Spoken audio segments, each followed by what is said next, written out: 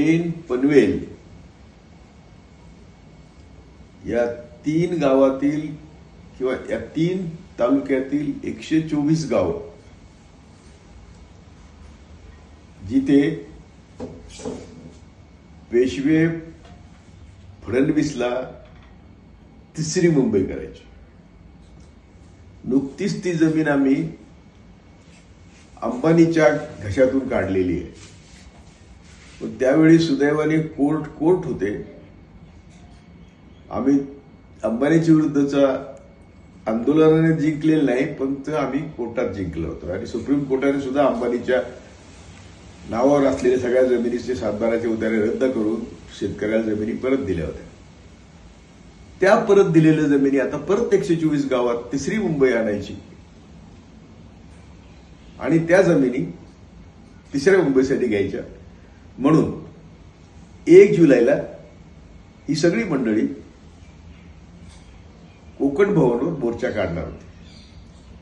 परंतु संबंधित अधिकाऱ्यांनी विनंती केली आणि सांगितलं की तुम्हाला मी प्रिन्सिपल सेक्रेटरीला भेटवतो, मुख्यमंत्र्यांना काही मी भेटू शकत नाही, तुम्ही त्यांच्याशी चर्चा करा आणि मग तुम्ही पुढचा मोर्चाचा निर्णय घ्या.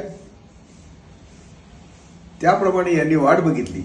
अनेक वेळा त्यांना विनंती केली, अधिकाऱ्याला पत्र दिली, पण यांना काही अपॉइंटमेंट मिळाली नाही. काल अचानक पेपरला आलंय की तिसरी मुंबई करण्याचं काम एका सिंगापूरच्या कंपनीला दिले सरकारने. ती सिंगापूर सरकारची कंपनी असू शकते, कोणी असू शकते. दिले म्हणजे विचार विनिमय नाही, तो एक इम्पॅक्ट असतो, एन्व्हायरमेंटल इम्पॅक्टचा रिपोर्ट नाही, कोणाशी ग्रामसभेची चर्चा नाही.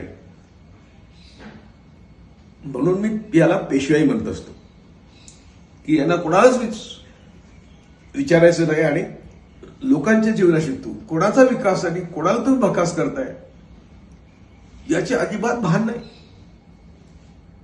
ते भान त्यांना यावं म्हणून मी या 124 गावातील आणि उरलेल्या लोकांसुद्धा, आता 124 गावं सुपात आहेत, जात्यात आहेत, बाकीचे सुपात आहेत. मी त्यांना विनंती करतो की कुठली ताकद आली तरी ती जनशक्तीच्या पेक्षा मोठी नसते.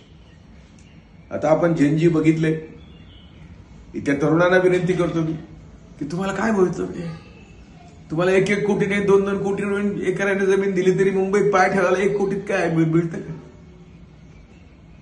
त्यामुळं हा परिसर, हा शेजार पाजार, ही हवा, ही माणुसकी, ही सगळी नष्ट होणार आहे. म्हणून तुम्ही या सर्वांनी अशी प्रतिज्ञा केली पाहिजे, मी तुमच्या बरोबर आहे की इथं तिसरी मुंबई व्हायची असेल तर ती फक्त आमच्या प्रयत्नावरून होईल. कारण मुंबई झाली तिसरी तरी आम्ही मरणारच आहोत. त्यापेक्षा तिला विरोध करून मरू.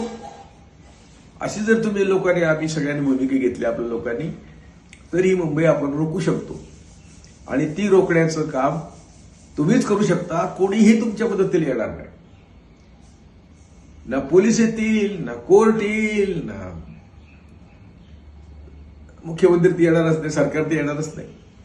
तेव्हा अशा परिस्थितीत मी तुम्हाला सर्वांना आवाहन करतो की प्रतिज्ञा करा की तिसरी मुंबई फक्त आमच्या प्रेतावरून होईल, आम्ही होऊ देणार नाही.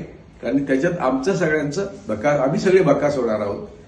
तुम्ही आम्हाला भकास करून ज्यांचा विकास करणार आहात त्यांना आम्ही येऊ देणार नाही, अशी आमची प्रतिज्ञा आहे असं तुम्ही सांगा, तरच तुम्ही थांबू शकता. जय भारत, जय संविधान.